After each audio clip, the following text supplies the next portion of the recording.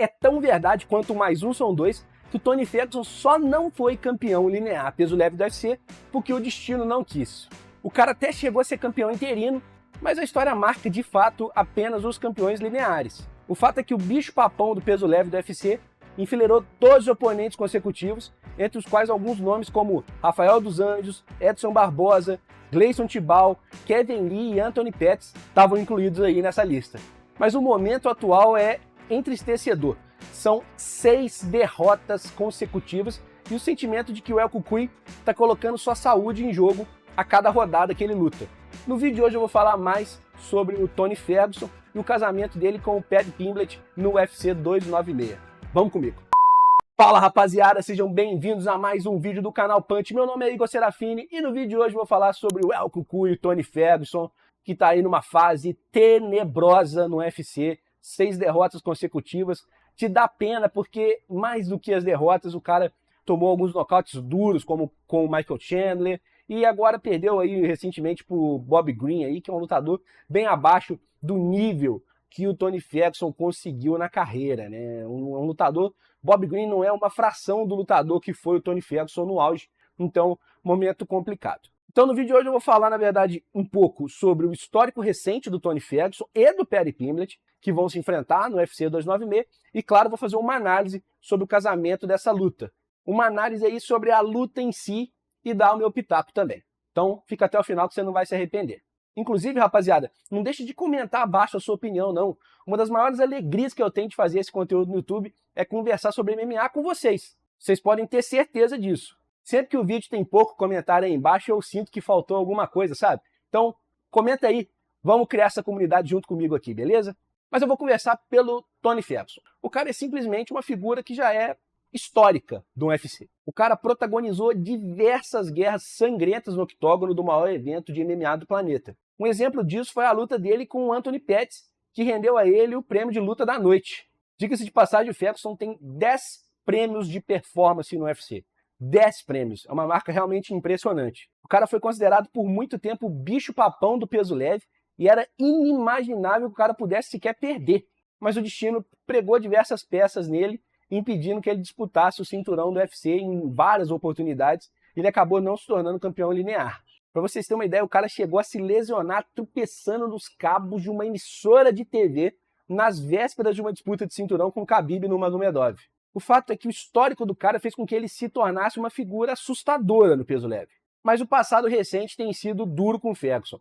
O dano acumulado das guerras começou a cobrar o seu preço. Atualmente o cara está vindo de 6 derrotas consecutivas. É verdade que dessas 6 derrotas ele pegou o Justin Gaethje, o Charles do Bronx, o Beneil Dariush, o Michael Chandler nessa sequência, para vocês terem uma noção. Mas também pegou o Nate Diaz em fim de carreira e o Bob Green, que não é nenhum super lutador aí.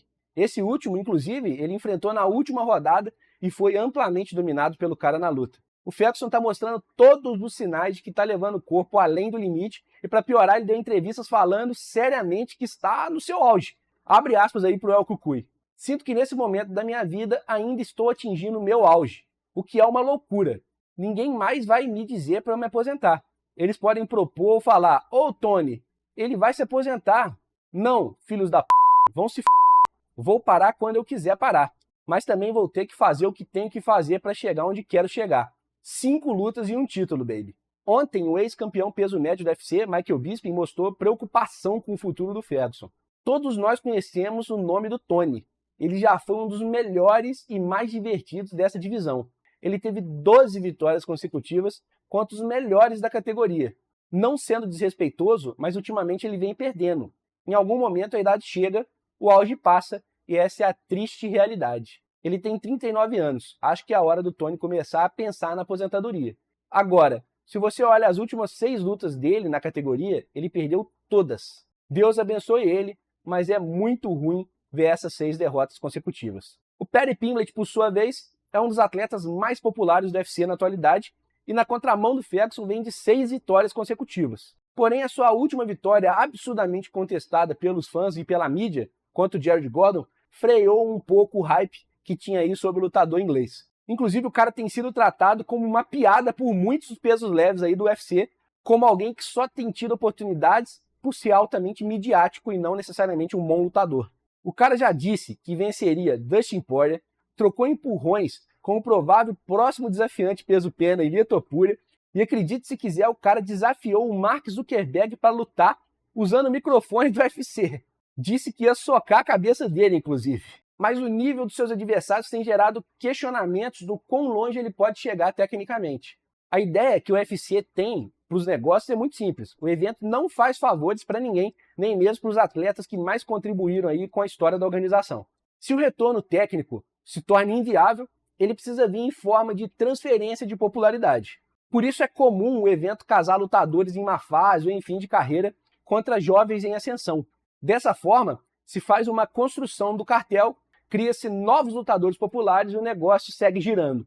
O UFC até foi bastante paciente com o Ferguson e demorou um bom tempo para enxergar ele dessa forma.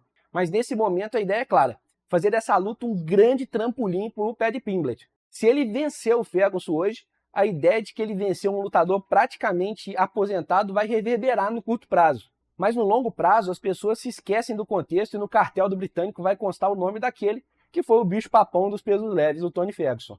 Pelo lado do Ferguson, perder para um lutador que é considerado uma piada tecnicamente pode ser considerado um duplo vexame. O primeiro vexame é o fato intrínseco, por si só, de perder para o Paddy Pimblett. E o segundo vexame é a real possibilidade de igualar a tenebrosa sequência recorde de 7 derrotas consecutivas no UFC, que hoje pertence exclusivamente ao BJ Penn. E para piorar, a diferença é que o BJ Penn simplesmente foi o primeiro duplo campeão da história do UFC, enquanto o Ferguson nem campeão linear conseguiu ser. O meu ponto de vista sobre essa luta é que a primeira vantagem, a primeira coisa positiva que eu vejo nela é que ela tem o potencial de não ser tão danosa para a saúde do Ferguson, né? Eu não acho que o Paddy Pimblett tem condições de ir lá e causar um dano ferrado para a saúde do Pimblett, nocautear ele feio, dar uma sessão de descarrego nele, deixar ele todo arrebentado. Acho que não, o Paddy Pimblett não é lutador para esse tipo de cenário. O Pimblett é favorito na maioria das casas de apostas, se não em todas as casas de apostas, mas apesar desse favoritismo, a não ser que ele tenha evoluído bastante tecnicamente da última luta para agora, o Ferguson, mesmo numa má fase, pode vencer o cara sim. Essa luta, infelizmente, devido ao momento do Ferguson, faz todo sentido. É mais ou menos como juntar a fome com a vontade de comer.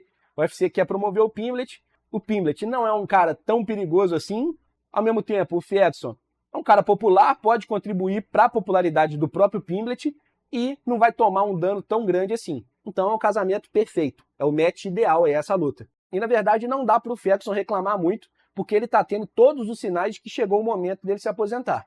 Além disso, a popularidade do Pimblett torna essa luta potencialmente mais rentável do que as lutas normais do Ferguson.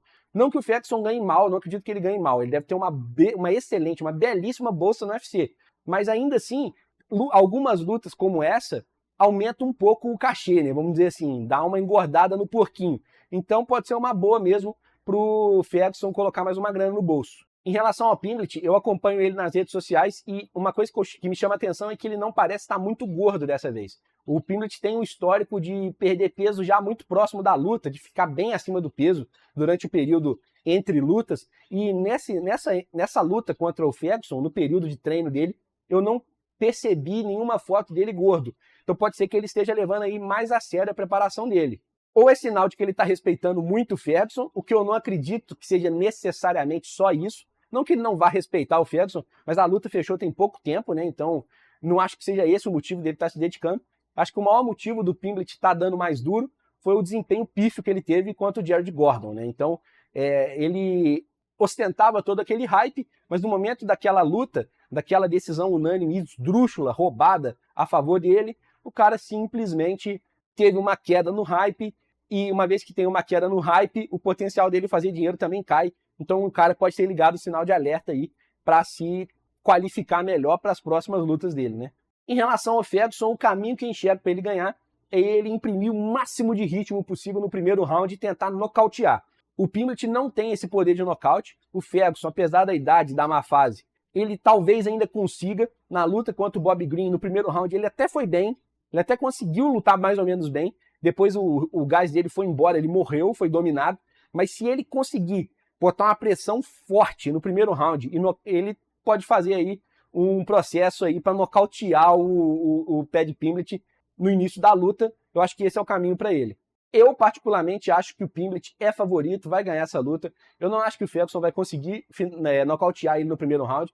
Acho que o Pimblett vai lutar de forma inteligente no primeiro round, vai ser conservador. O Ferguson vai cansar, vai ficar esgotado, porque a idade chegou para ele, e o Pimblett vai acabar finalizando ele no final do segundo round ou no terceiro round. Então, eu acredito em vitória por finalização do Paddy Pimblett. Mas se você está aqui até agora, é porque você gostou desse vídeo. Então, deixa seu like, se inscreve no canal, ativa o sininho das notificações, é muito importante. A sua inscrição é essencial para mim, gente, para o canal crescer, para eu me motivar. É muito gostoso fazer esses vídeos, mas é mais gostoso ainda saber que eu estou falando com um monte de fãs de MMA. Então, se inscreve aí, tá certo? No vídeo aqui do lado, eu falei um pouco sobre as possibilidades que o Gilbert Durinho tem ainda de se tornar campeão. Dei minha opinião, puxei um pouco o histórico recente dele no UFC, as últimas lutas aí. Então, tá bem interessante o vídeo, acho que vale a pena passar lá.